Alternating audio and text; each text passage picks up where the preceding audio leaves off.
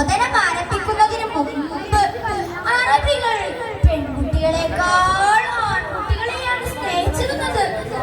ആൺകുട്ടികൾ ശക്തരാണ്, അവർ കഠിനമായി പണിയെടുക്കും, മാതാപിതാക്കൾക്കും കുടുംബത്തിനും അവർ നേട്ടങ്ങൾ ഉണ്ടാക്കും. എന്നാൽ പെൺകുട്ടികൾ അങ്ങനെയാണോ? അവർ അബലകൾ, പാവങ്ങൾ, രക്ഷിതാക്കൾക്കു തലവേദന, ഭൂമിക്കു തന്നെ ഭാരം. ഇതൊക്കെയായിരുന്നു അറബികളുടെ വിചാരം. എല്ലാ അറബികളും ഇമ്മട്ടിലായിരുന്നുവെന്നല്ല, ചിലരൊക്കെ ഇങ്ങനെയായിരുന്നു.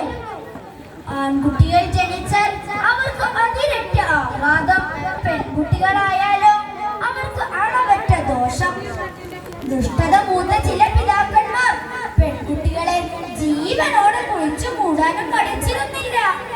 അത്തരത്തിൽ ഒരു പിതാവിനെ ഞാൻ ഈ കഥയിലൂടെ പരിചയപ്പെടുത്താം. മുമ്പയാൾ ഒരു ബിംബാരാധകനായിരുന്നു.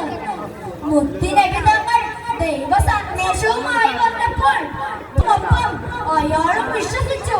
പക്ഷേ അറിവില്ലാത്ത കാലത്ത് ചെയ്തു പോയ ഒരു അപരാധം അയാളെ എന്നും ദുഃഖിപ്പിച്ചു.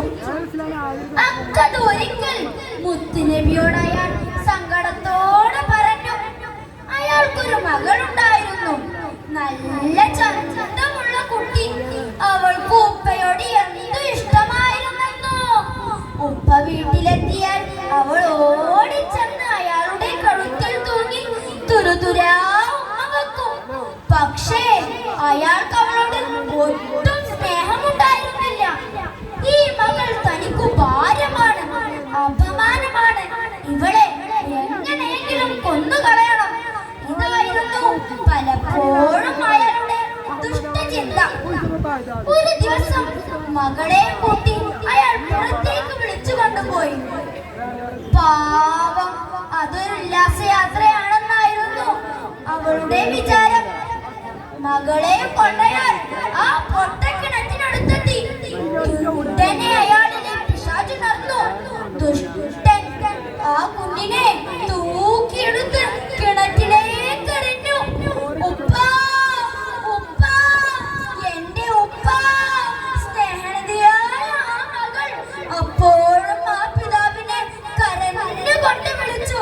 കളങ്കമറിയാത്ത ആ കുഞ്ഞിന്റെ ദീനദീനമായ കരച്ചിൽ അയാളുടെ കരളിലേക്ക് ഇറങ്ങിയില്ല. പാവം കുട്ടി ആ പൊട്ടക്കിണറ്റിൽ ഭക്ഷണമില്ലാതെ, വെള്ളം കുടിക്കാനില്ലാതെ, സഹായത്തിനാരുമില്ലാതെ, പട്ടിണിയും ഏകാന്തതയുമായി ദിവസങ്ങളോളം കിടന്ന് തേങ്ങി തേങ്ങി കരഞ്ഞ് ഒടുവിൽ മരിച്ചുപോയി. ഈ കഥ കേട്ട് മുത്തുനബിയുടെ കരളൊരിഞ്ഞു പോയി. തിരുനേത്രങ്ങളിൽ നിന്ന് കണ്ണുനീർ ധാരധാരയായി പ്രവഹിച്ചു. തിരുമുഖം ചുവന്നു തുടുത്തു. താടിരോമങ്ങളെല്ലാം കണ്ണുനീരിൽ കുതിർന്നു. ഈ രംഗം കണ്ട ശിഷ്യന്മാരും കരഞ്ഞുപോയി. മുത്തുനബി തങ്ങൾ ഇങ്ങനെ കരയുന്നത് മുമ്പാരും കണ്ടിട്ടില്ല. കത്തിത്തുടങ്ങും മുമ്പേ തിരിയണഞ്ഞു പോയ നിർഭാഗ്യവതികളുടെ കാര്യമോർത്താൽ ഹൃദയാലുവായ ആ പ്രവാചകൻ കരയാതിരിക്കുന്നത് എങ്ങനെയാണ്?